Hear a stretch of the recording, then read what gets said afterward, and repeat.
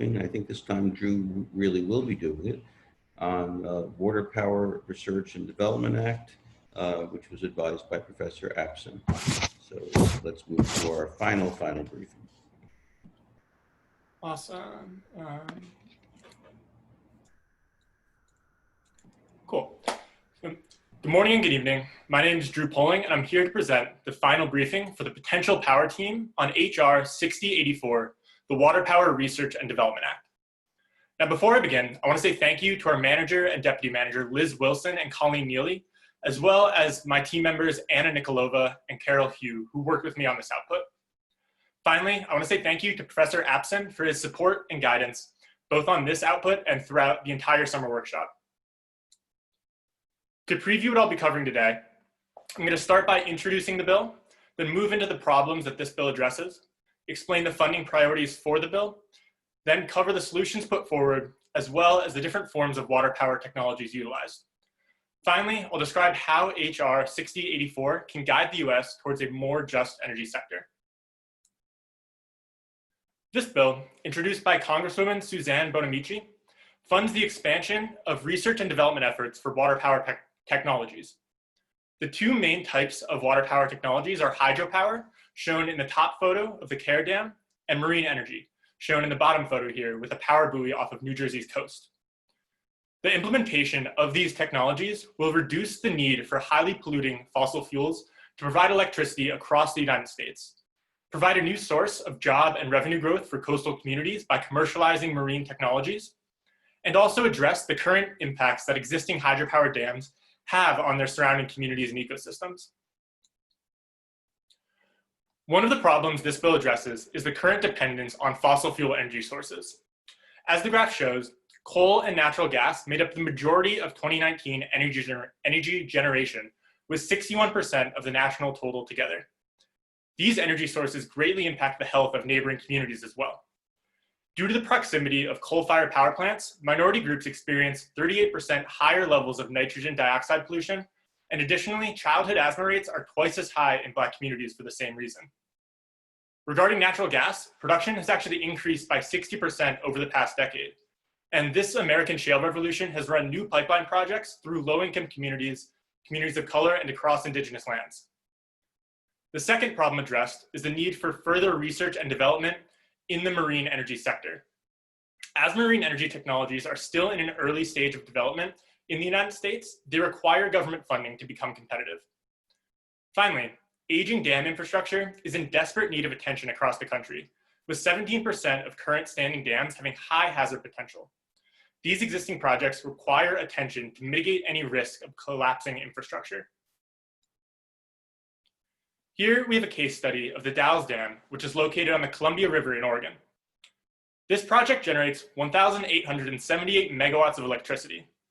However, this run-of-river dam also shows the history of environmental injustice related to the construction of hydroelectric dams. The Columbia River has historically been a central part of life for the Yakima, Umatilla, Nez Perce, and Warm Springs tribes. Most specifically, Celilo Falls, located on the river, was a hub for fishing and trading where tribes as far away as Alaska and the Dakotas would come to take part. When construction of the Dalles Dam finished in 1957, this area, which had been historically inhabited for 10,000 years, was slowly flooded. The loss of Celilo Falls came with the loss of traditional Native American fishing sites, sacred areas, burial sites, and homes.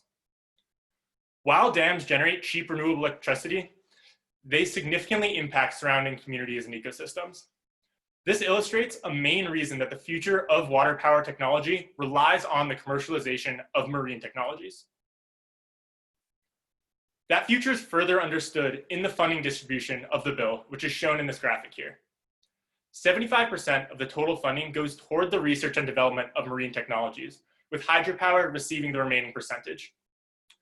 With this needed funding for marine energy development, grants will be awarded to institutions of higher education to expand ongoing work at national marine energy centers. These centers work to further research, development, demonstration, testing, and commercial application activities of marine energy technologies. Additionally, new centers will be established to further this commercialization effort. Now, while marine energy is the main focus, hydropower technologies are the only currently commercialized aspect of water power energy in the United States. Here are two examples of existing hydropower dams. We have a traditional impoundment dam, which can be seen in the photo on the left, showing the Hoover Dam, which generates electricity through falling water. The photo on the right shows the K-Stick Pump Storage Plant in Los Angeles County. Now, pump storage plants mainly provide energy during times of peak demand. A third form of hydropower is called run-of-river or diversion, which was shown with the Dalles Dam previously. For hydropower, a main goal of this bill is to improve and retrofit existing dams instead of promoting the construction of new hydropower projects due to the aforementioned community and environmental impacts. Due to the lack of development, marine energy is the main focus for this bill. While marine technologies are not yet commercialized in the United States, there are established sources of tidal energy and wave energy globally. Each of these technologies generate energy by harnessing the power behind waves and currents. The photo on the left shows a tidal energy turbine from the West Islay Tidal Farm, located off the coast of Northern Ireland. The photo on the right shows a wave energy platform from the Triton Wave Energy Converter, created by Oscilla Power, which is a Seattle-based company.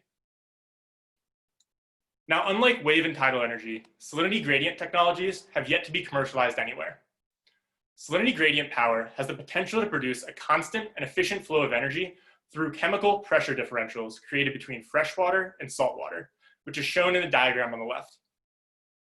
The Mississippi Delta, shown on the right, would be a possible location for a salinity project. And in fact, most estuaries have the potential to produce salinity gradient power, as the main prerequisite is the mixing of freshwater and saltwater. It's projected that if scaled, this technology could produce up to 7% of the global energy demand. Ocean thermal energy conversion is the final marine energy technology I'll be covering today, and it generates energy by utilizing temperature differences between ocean surface waters and deep ocean waters, which is shown in the diagram here. These plants can be either onshore or offshore, typically dependent on the size of the plant being tested. While ocean thermal energy conversion technology is still being developed, there is a functioning plant at a National Marine Energy Center on Hawaii's Kona coast, which is shown in the photo on the right. It was connected to Hawaii's grid in August of 2015, generating 100 kilowatts of energy to local homes. While construction of a plant that could generate 100 megawatts, powering 120,000 homes is possible, currently size and cost limitations stand in the way of implementation.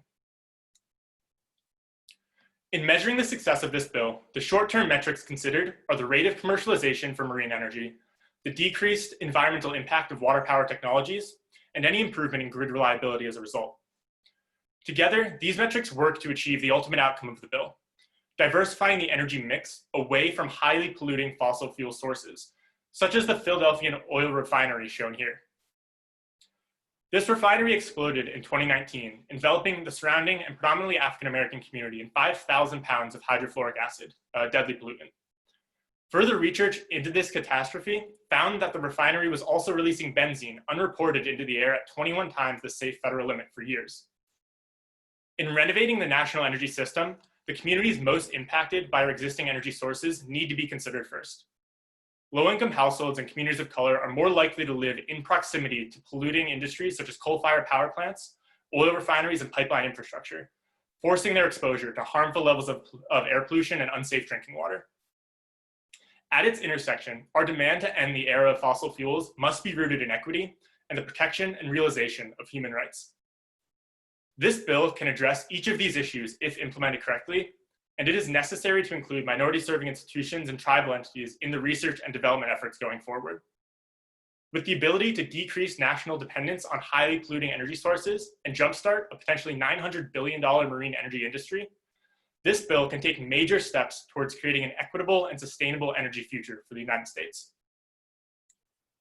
With that, I'd like to give a huge thank you to the entire Potential Power team for all of their hard work this summer. It's really been a pleasure working with everyone, and I look forward to continue doing so in the fall. And again, would like to thank Professor Apson for his leadership throughout the whole summer on this project. With that, I'll take any questions, and thank you for your time. Very good job. Nice work. Do we have any questions from the class or from anybody who's observing? Okay, I see something popping up in the box there. Great. So we have a question from Maya. Could you explain a little bit on the potential impacts of marine energy on coastal communities?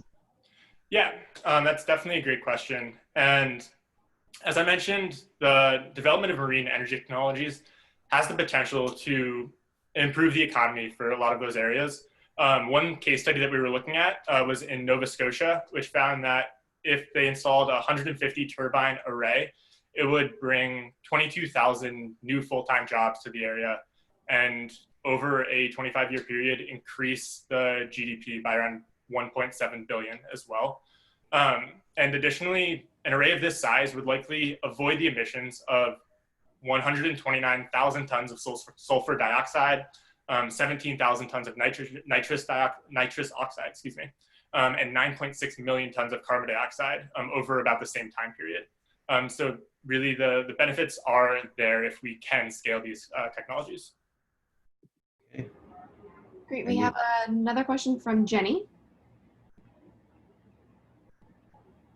Great presentation, and I really appreciate the focus on equity. On that note, how much does the bill integrate, or is it mostly through existing laws, and this might be more implementation, but of like looking at community impacts of the proposed projects? Is it like through NEPA, or would it does the actual bill factor in like social impacts in addition to environmental?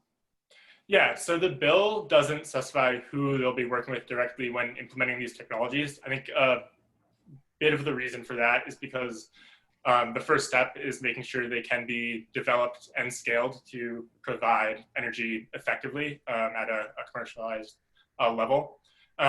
One thing that there is clear language on is working with institutions that they haven't historically been working with. So making sure that minority serving institutions and tribal entities are included in this type of development process. But I do think going forward, the bill has a lack of specificity for how exactly it will be implemented, which really gives it the potential to be implemented correctly and justly or not so. And that's why going forward, it needs to be done the right way to have the desired impacts. Okay. We have a third question.